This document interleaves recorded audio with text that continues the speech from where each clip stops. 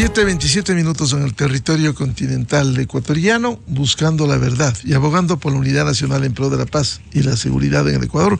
Queremos saludar al expresidente constitucional de la República, licenciado Lenín Moreno. Lo invitamos a un diálogo para conocer estos hechos que han venido abonando a la demostración de lo que el Ecuador ha vivido en las épocas recientes, como han sido los altos niveles de corrupción y las acciones autoritarias que vivió el país. Precisamente al revelarse contenidos del caso Encuentro, se confirma una versión del general Víctor Arauz, según estos chats, en donde el expresidente prófugo hoy en Bélgica, había señalado, según este testimonio, que armaba una persecución para llevarle a la cárcel al expresidente Moreno. ¿Cómo recibió usted y cómo entender esto? Buen día. Con preocupación, pero sin mucha admiración, porque son comportamientos típicos, lastimosamente, para el Ecuador y para nosotros del expresidente. Un saludo cordial a usted, querido Miguel, a los tiempos, qué grato verlo, y un abrazo cariñoso a todo el pueblo ecuatoriano. Como decía, pues, Miguel, recibí con admiración y preocupación, con poca admiración, más bien dicho, y mucha preocupación, el tema. De todas formas, hemos conversado con los compañeros y hemos quedado, pues, en pedir la pericia respectiva a Fiscalía con el fin de poder comprobar la veracidad de la información. Ahora, francamente, no lo dudo mucho, porque eso ya venía desde hace largo rato. No sé si hacemos un pequeño histórico, Miguel, para recordar a la audiencia un poco los acontecimientos. ¿Está bien? Sí, por favor. Siempre para ubicarnos ahora en esta realidad. Sí, mire, Miguel, usted recordará que 6 meses antes de ser candidato en las elecciones del 2016, yo había escrito una comunicación, mandado una comunicación a Alianza País, en la cual manifestaba, como miembro de Alianza País, que era mi desconformidad con varios comportamientos, entre esos la falta de diálogo con sectores sociales, como los indígenas, como los ecologistas, las enfermeras, los maestros, los periodistas, etcétera, etcétera, porque francamente el economista Rafael Correa se había peleado con todo el mundo. Había manifestado que había que abrir amplios espacios de diálogo para obtener consensos, acuerdos mínimos con esos espacios. También había manifestado mi disconformidad también con el hecho de que se haya logrado, mediante una argucia legal de la Asamblea y de la Corte Constitucional, la aprobación de la reelección indefinida. Y también manifestaba, entre otras cosas, de que no estaba de acuerdo con haber abierto amplios espacios de relaciones con países con los cuales no teníamos ninguna relación mayor, ni de contiguidad ni de continuidad, como Irán, Bielorrusia, Libia, etcétera, y habíamos descuidado nuestras relaciones, más bien se habían enfriado las relaciones con Estados Unidos, con Inglaterra, con Francia, con la Unión Europea en general, con Japón, etcétera, etcétera, etcétera. Entonces, eso había manifestado con la debida oportunidad. Inclusive la directora de Alianza País en ese momento había pedido una sanción y una expulsión y todo lo demás.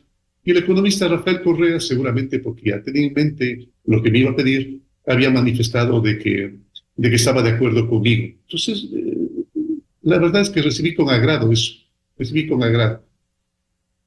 Luego, en el mes de julio, si mal no recuerdo, de ese mismo año, me visitó en Ginebra, junto con el economista Ricardo Patiño, y me hizo directamente la propuesta. Entonces yo le dije que cómo así él había pedido que se apruebe la reelección, si no iba a aprovechar de ella. Entonces me dijo, porque no tengo los números. En verdad, los números no cifraban más allá del 31 o 32%, y el candidato potencial que tenía, que se había hecho una inmensa inversión en obra pública, tú recordarás, gracias a los empréstitos de instituciones del sector público y de la China, que era Jorge Glass, el ingeniero Jorge Glass. Lastimosamente para él no había despuntado. Entonces me dijo que yo era la única alternativa. Entonces le manifesté que me preocupaba la cantidad de ruido que había con respecto a actos de corrupción, no solamente de Jorge Glass, sino del régimen en general. Entonces él me dijo que eran exageraciones de la prensa, ya sabes la terminología que él utiliza, no la quiero repetir. Y en un momento determinado yo le dije, mira Rafael, ¿me vas a permitir ser yo el presidente? ¿No vas a intervenir? ¿No vas a interferir? Entonces me dijo, mira Lenín, tú eres el presidente, así me dijo, en esos términos. Yo voy a retirarme a Bélgica, a dedicarle tiempo a mi familia, porque durante 10 años los he descuidado, casi hasta las lágrimas. Acepté con la condición de que no sea Jorge Glass el candidato a la vicepresidencia, no porque tenía ninguna prueba de nada, sino porque había excesivo ruido acerca de su comportamiento ético. Bueno, después vino un martirio porque en adelante me llamaba cada semana, y en el último llamado a pedirme que por favor considere la candidatura de Jorge Glass, un compañero leal, decía él, todo eso. Y total que un día que me encontraba en Lyon, todavía me acuerdo, haciendo una gestión de mi tarea allá en Ginebra, me encontraba en Lyon, en Francia, y entonces le dije, mira, Rafael, de acuerdo, si es que tú tienes razón, de acuerdo, que Jorge Glass sea el candidato a la vicepresidencia. Fueron unas elecciones extremadamente duras, las ganamos, y lejos de cumplir con su promesa, apenas yo había iniciado mi discurso, recordarás, Miguel, en el Parlamento, en la Asamblea, él se salió. Él se salió en el momento en que yo estaba diciendo que iba a ampliar, que iba a abrir amplios espacios de diálogo con los sectores con los cuales nos habíamos alejado, y el momento en que había manifestado que no iba a ser las sabatinas, había dado algún argumento que era más educado que la verdad. Entonces, desde ahí empezó el martirio general, porque empezó a criticarme todos los días, absolutamente todos los días, en los medios de comunicación, en las redes, empezó a criticar toda mi actividad y a tacharme con todos los epítetos posibles. Yo hasta un momento soporté, luego le devolví, no con los epítetos de él, no con los calificativos que él acostumbra, pero sí recordándole el tipo de comportamiento que él había tenido y que precisamente yo estaba tratando de cambiar para nuestro país. Sí, hasta ahí el histórico, claro. Miguel. Presidente Moreno, en este contexto, usted estaba consciente que el cortar esta tendencia, y un ejemplo es Venezuela, del socialismo del siglo XXI, cortar y evitar ir a una realidad como la de ese país, ¿usted estaba consciente que eso tendría un costo muy alto en su vida? Yo había estado unas 3 o 4 veces en Venezuela y había visto la debacle que se estaba armando con la dictadura de Maduro. Y todas aquellas obras que había construido Hugo Chávez, el momento en que tuvo mucha bonanza económica, pues estaban destruidas. Y la gente en la calle realmente estaba arrepentida de los que votaron por Maduro, a pesar de que yo creo que ahí hubo una manipulación electoral.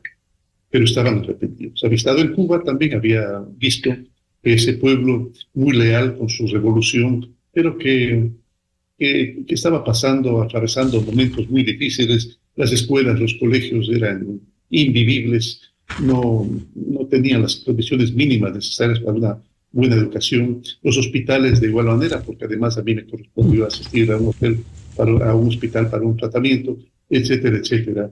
Y cierto tipo de groserías como el hecho de impedir la entrada a ciertos restaurantes a la gente del pueblo. a la gente del pueblo mientras ellos asistían y tenían banquetes aquí. De Nicaragua no quise ni siquiera conocer. Ortega siempre me fue antipático y peor su esposa, que hace las funciones, creo que además de pitonisa, de bruja, de, las, de lo que ellos llaman su revolución. El, lo demás creo que es bastante conocido. Inmediatamente iniciamos esos amplios espacios de diálogo, con todos los sectores políticos, sociales, de todo tipo, y refrescamos nuestras relaciones con los países con los cuales tenemos realmente una buena relación hasta ahora. Y además nos preocupamos de transparentar la deuda pública, por transparentar las cuentas sociales, y en un momento determinado decidí hacer, en febrero del siguiente año, el año 18, decidí hacer la consulta que usted recordará.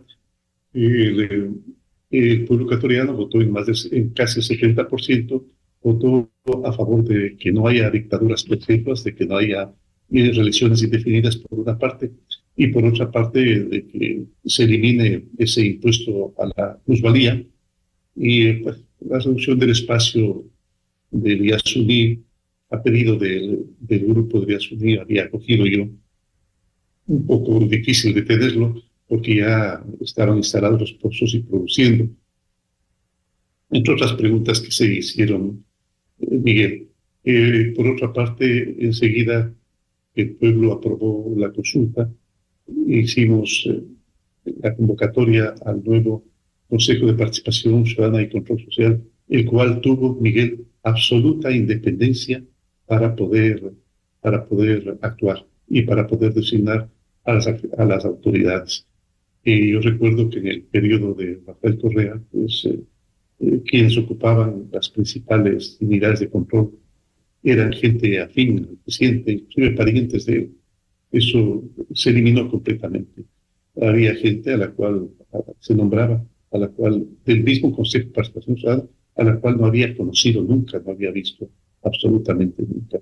El enojo del expresidente se hizo evidente, creo que al segundo o tercer mes de gobierno, y pidió, más dicho, exigió, como manda más que suele ser, exigió a las personas que estaban colaborando con el régimen que abandonaran sus cargos.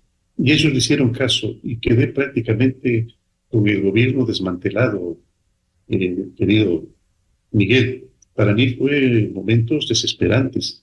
Ese momento tomé la decisión de escoger entre conocidos, amigos y hombres públicos a los cuales no conocía personalmente, pero que conocía de su buena reputación, para que colaboren conmigo. Y lo hicieron bastante bien. Ese momento recordé una frase muy cimera de John F. Kennedy, que decía: un hombre inteligente escoge para que colaboren con él a gente más inteligente que él en cada uno de los temas, y eso es lo que hice, escoger los mejores hombres que consideramos la mesa chica para poder cumplir las funciones. Y realmente no nos fue mal. No nos fue mal hasta octubre, en el cual hubo esa asonada y el primer intento, además de asesinarme, bien. Usted recordará que Virgilio Hernández llamaba a que vayan a quemar la Balbina, porque yo supuestamente estaba allí. Por una acción de seguridad y de inteligencia, yo me fui para otro lado. No estuve allí, eso evitó que me incineren, pero ese fue el primer intento de asesinarme. Y los intentos de asesinarme deben haber continuado. Luego se vino la pandemia, los momentos terribles de pandemia, en los cuales, te recordará, Miguel, el petróleo llegó a costar hasta $0 el barril. Y ese es el principal producto de exportación del Ecuador. Estuvo en peligro la dolarización, pero la salvamos gracias a nuestras gestiones internacionales. 6 meses antes de abandonar el gobierno, el presidente Iván Duque, querido amigo, me llamó y me dijo: Lenín, quiero que recibas a gente de inteligencia de Colombia. Dije: encantado, encantado. Tienen algo importante que comunicarte. Y cuando llegaron me dijeron: mire, los grupos no regulares, grupos irregulares y sectores vinculados al narcotráfico. Y también tenemos información de acá del país de que usted se ha convertido en objetivo número uno de ellos, lo cual significaba asesinarme.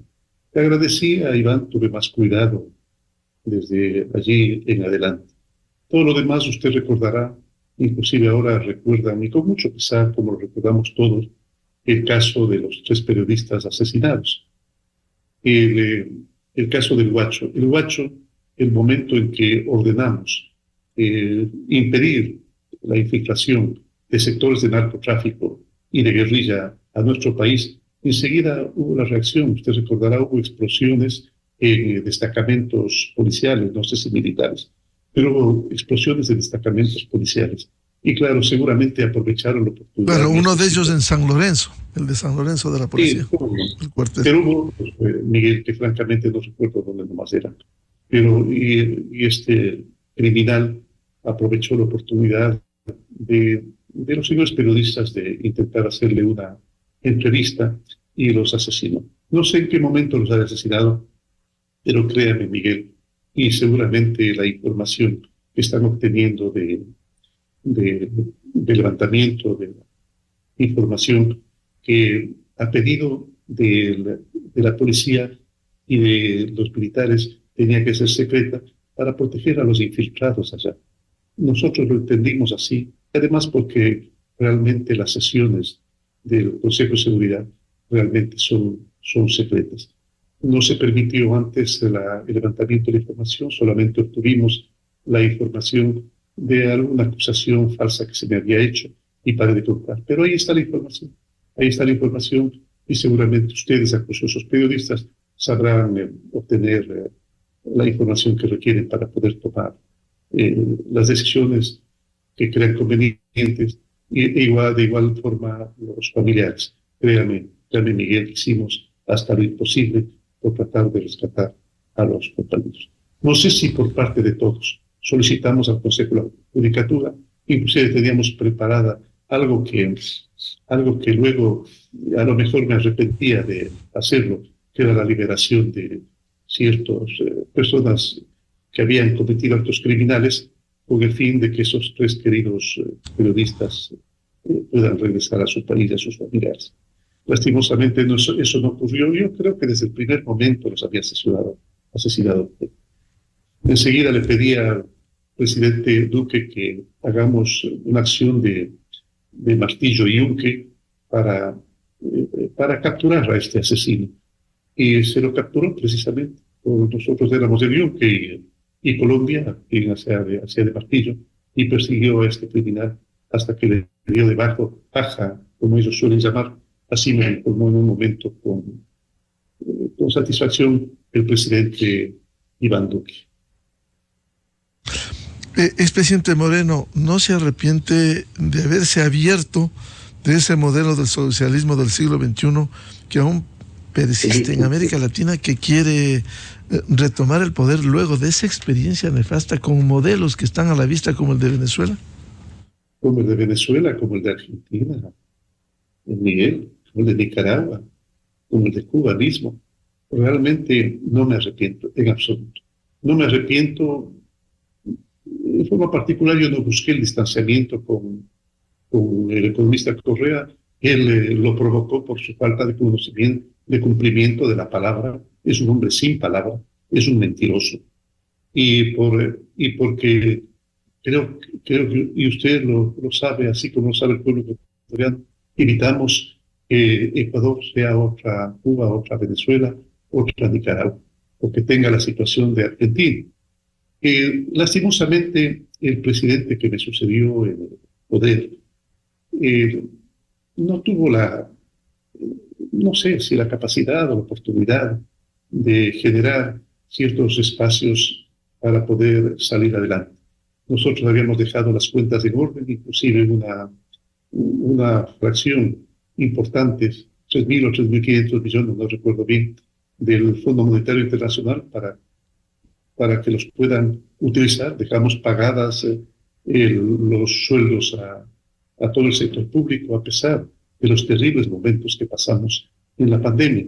Al presidente, nosotros teníamos entre 6 y 7 por cada 100.000 crímenes violentos, por cada 100.000 habitantes, y realmente no era una cifra alta comparativamente hablando con los otros países, pero lastimosamente el presidente que me sucedió llegó creo que 46 y 48. Se le fue completamente de las manos, se le fue de las manos también la economía, porque cuando se fue no había, ustedes recuerden, Miguel, ni siquiera para pagar los sueldos del sector público.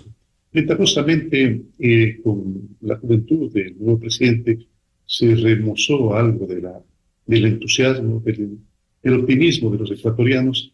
En un principio, pues, gracias a la ayuda de la policía, siempre colaboradora, y del ejército, se logró asestar ciertos golpes no suficientes, lastimosamente, para terminar o disminuir sensiblemente la acción criminal de estos grupos. Delincuencia organizada. Lastimosamente el narcotráfico parecería que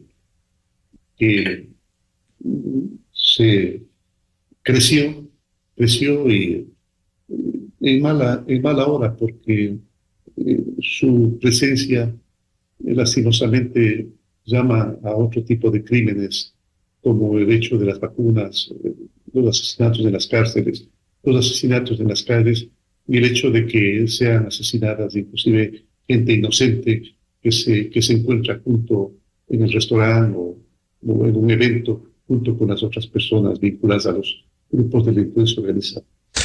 Expresidente Moreno, dentro de esto que se ha calificado como una persecución a usted, al inicio, al comienzo, aparecieron personajes como el hoy perseguido por la justicia ecuatoriana, Ronnie Aliaga, que también estuvo presentando denuncias en su contra.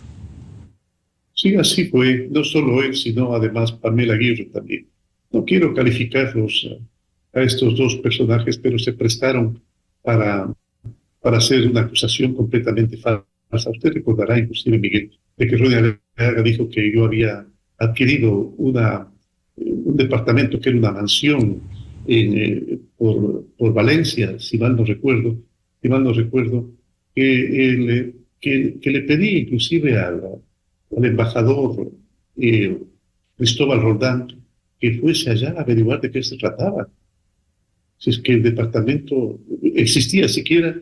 Y bueno, el departamento que decía Ronnie Aliaga, en primer lugar no era un departamento de lujo, en segundo lugar nunca habían visto a nadie de mi familia allí, no había estado allí, no sé cómo yo pasaba las vacaciones si no había estado nunca en el lugar, no había estado nunca en el sitio. Y eso, hubo una acusación también de un periodista de investigación, lastimosamente se equivocó allí, el momento en que manifestó de que se había hecho un envío de dinero por parte de mi esposa de $500,000 a la cuenta de mi hija que residía en Nueva York. Me correspondió a mí, y eso se produjo lastimosamente en Fiscalía. Y me correspondió a mí, Miguel, el pedir que por favor, con la dificultad que en Suiza representa, que por favor me envíen las cuentas para ver si existía esa transferencia. Y le presenté las cuentas todas, absolutamente todas, a Fiscalía, la cual comprobó que era absolutamente falsa. Además, he entregado todas las pericias, y mi familia también, ha entregado todas las pericias correspondientes que Fiscalía exige, Miguel. Lo único que falta es que Fiscalía, y creo que ese esfuerzo sí debía haber hecho Fiscalía pida a España la certificación de si tengo o no bienes allá. De todas formas, yo lo he pedido también, pero claro, el pedido mío no va a tener tanto peso como el de Fiscalía. Otra acusación que se hizo, Miguel, es de que un departamento que yo había comprado exactamente en $252,000, que todavía debo cerca de 200,000 en la hipoteca, era un departamento de más de $500,000. Miguel, si usted sería tan gentil algún momento en enviar a conocer el departamento, y sobre todo conocer el departamento de al frente mío. Es de una conocida persona que no quiero dar el nombre por este medio para a lo mejor no complicarle, pero él está vendiendo el departamento. el gemelo del BIM está pidiendo $250,000 y no hay quien se lo deje. Y la señora fiscal, en una equivocación, porque también la señora fiscal puede equivocarse, había manifestado que es un departamento de más de $500,000, lo cual no corresponde a la verdad. La señora fiscal ha tenido muchos aciertos y eso yo lo he considerado, inclusive la he defendido en muchas circunstancias, pero también se equivocan. Las personas como ella también se equivocan. ¿Cómo sintió el expresidente Moreno cuando la Fiscalía liberó informes de los análisis con grabaciones de video respecto de la presunta trama de corrupción respecto del caso Encuentro? Bueno, como le había manifestado, Miguel, he conversado con los compañeros para ver si amerita seguir un proceso judicial.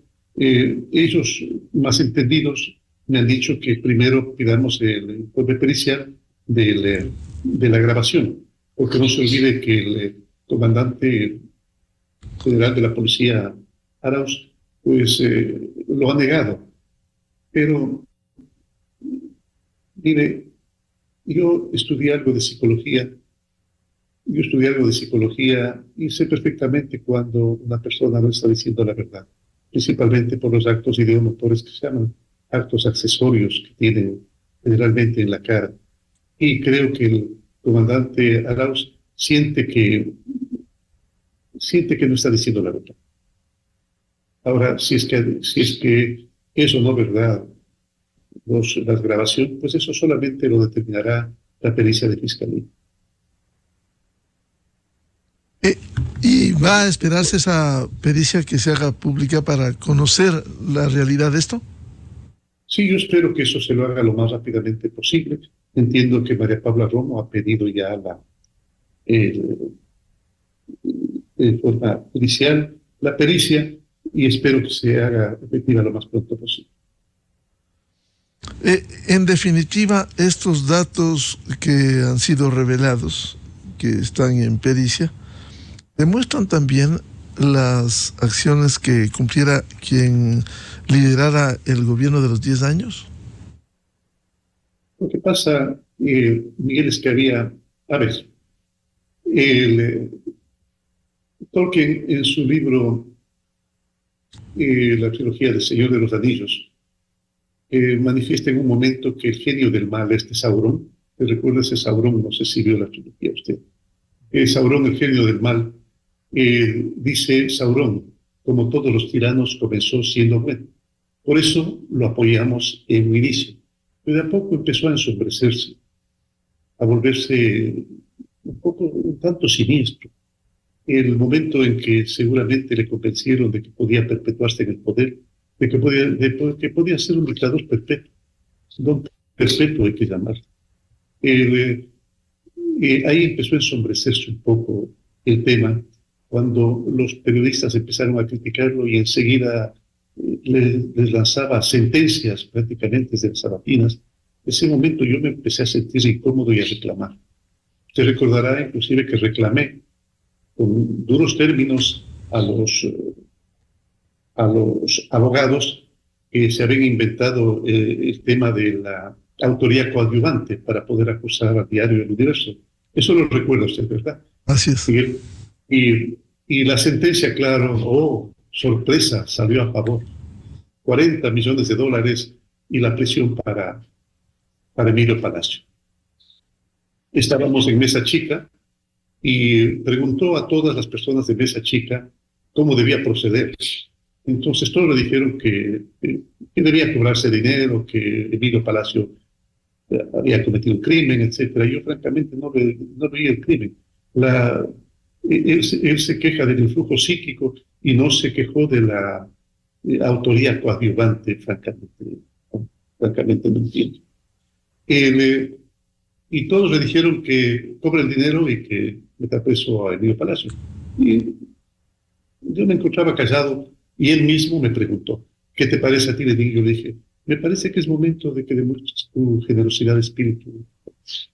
Vas a quebrar al diario El Universo y vas a amargar la vida de un periodista que, de acuerdo a lo que yo he leído en el artículo, Un poco duro, pero uno debe estirar la libertad de expresión cuando es presidente.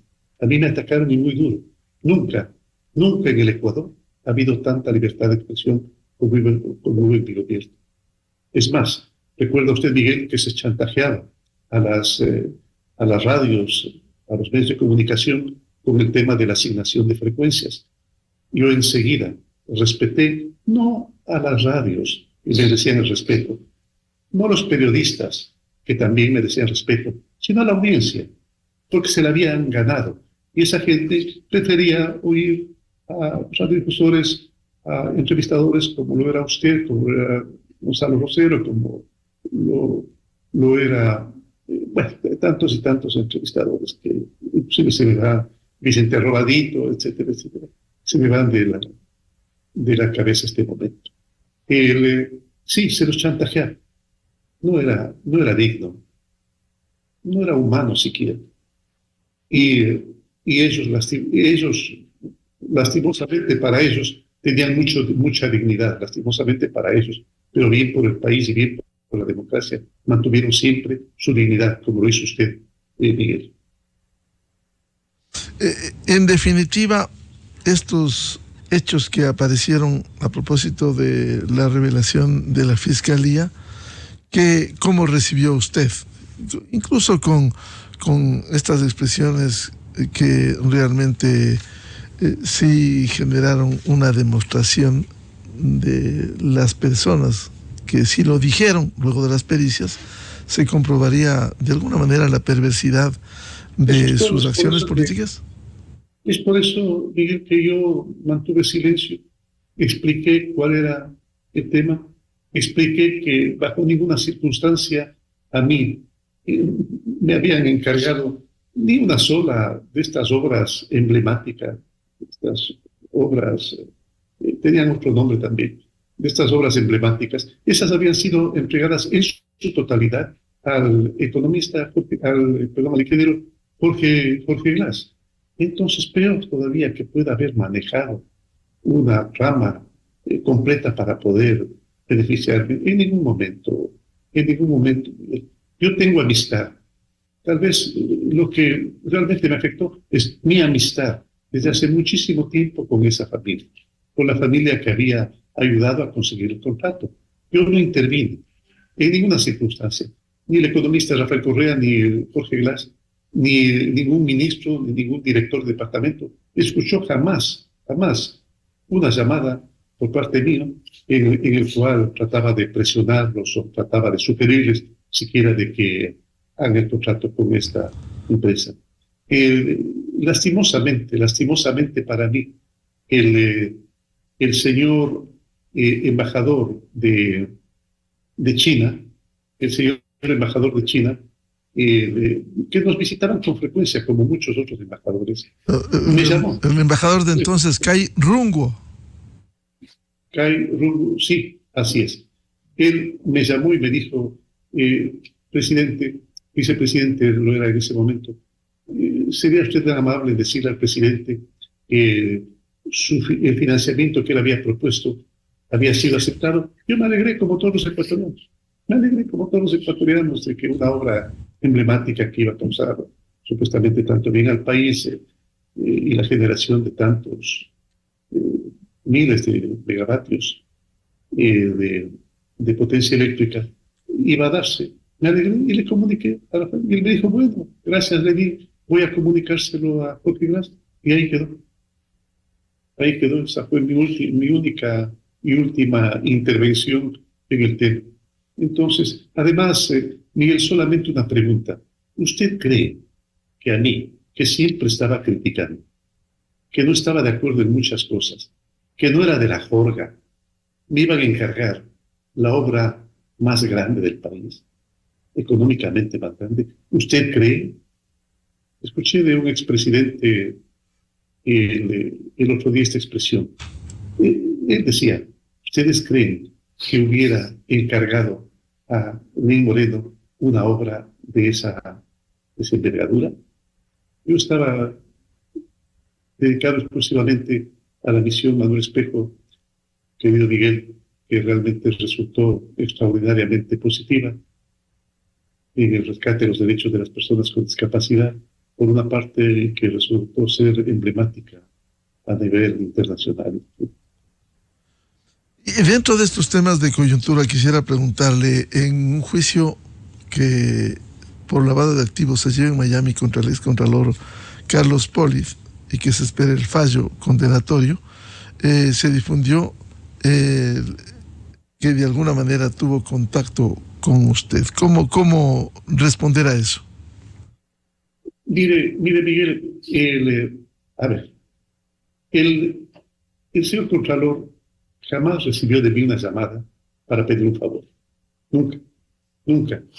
Ni la fiscal ni ningún juez, jamás. Y usted eso puede averiguarlo, Miguel. Acucioso periodista como es. Nunca. Pero sí tenía a veces algunas llamadas de cortesía.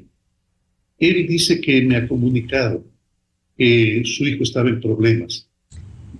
Bueno, ¿qué podía haber hecho yo? ¿Qué podía haber hecho yo? O sea, decirle qué pena, nada más. O sea, seguramente en alguna de las llamadas, pocas, porque me llamaba muy poco, bien. Las mismas autoridades de control me llamaban muy poco. Algún momento una llamada de cortesía y para el contacto. Es decir, no hubo mayor contacto con el excontralor Carlos Pollitz en esa época. No. Pero debo reconocerlo, es una persona gentil, es una persona amable. Siempre saludaba con cortesía, siempre era afectuoso. ¿Qué puedo decirle? ¿Por qué voy a negarlo por el hecho únicamente de que esté este momento pasando por un momento difícil? ¿No siente finalmente por ahora, expresidente Moreno, que esas revelaciones que se hicieron es una demostración de que a usted no le van a perdonar porque no siguió el libreto de un régimen del socialismo del siglo XXI? Es obvio, Miguel. No me van a perdonar, me juró venganza el mismo Rafael Correa, no solamente a mí, a los medios de comunicación, a ustedes. Les juró una venganza en términos que luego trató de acomodarlos, porque siempre trataba de acomodar las embarradas que hacía. Pero sí, claro que tengo temor por mi vida, por la vida de mi familia, claro que tengo temor. Y por la vida de los amigos y sus colaboradores. Claro que tengo temor, pero no por eso van a amedrentarme e impedir que yo pueda decir la verdad. Bien, muchas gracias al expresidente de la República, licenciado Lenín Moreno, por atender a la revista de Opinión Democracia. Sí. Un buen día. Muchas gracias. Enseguida, en la revista de Opinión Democracia. 8:05 en el territorio continental ecuatoriano. Vamos a una pausa publicitaria y tenemos previsto un diálogo con el doctor Napoleón Santamaría, experto tributario, para hablar de algunos temas de interés. Uno de ellos, la vigencia del incremento del IVA del 12 al 15% y los resultados que recibe el país.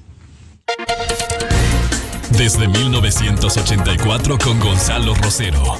La revista de Opinión Democracia. Siempre líderes, siempre confiables. Enseguida regresa Miguel Rivadeneira a la búsqueda de la verdad. Inicio de espacio promocional y publicitario. Conoce Hollywood con Garfield fuera de casa y Umbrella. 1. Compra tu Umbrella favorito. 2. Registra tu factura en disfrutaumbrella.es.